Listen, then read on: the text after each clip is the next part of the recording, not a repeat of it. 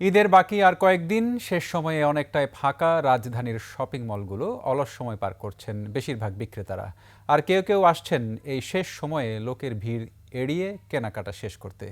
বিস্তারিত দেখুন নাহিদ সিরাজি নিম্মির প্রতিবেদনে। আর কয়েকদিন পরেই ঈদ উল ফিতর।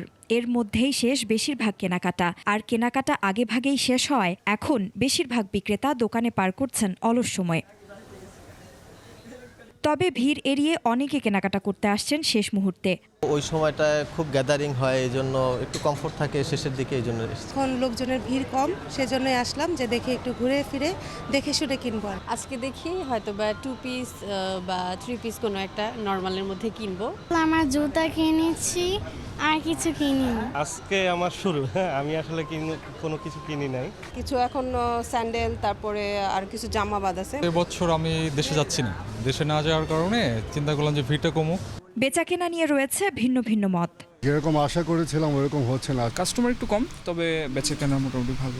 এবারের ঈদের পোশাকে মসলিন সুতি কাপড়ের বিক্রি বেশি হয়েছে বলেও জানালেন বিক্রেতারা। আশা করতেছি আরো 2 দিন আছে, মনে হয় একটু ভালো হওয়ার সম্ভাবনা আছে।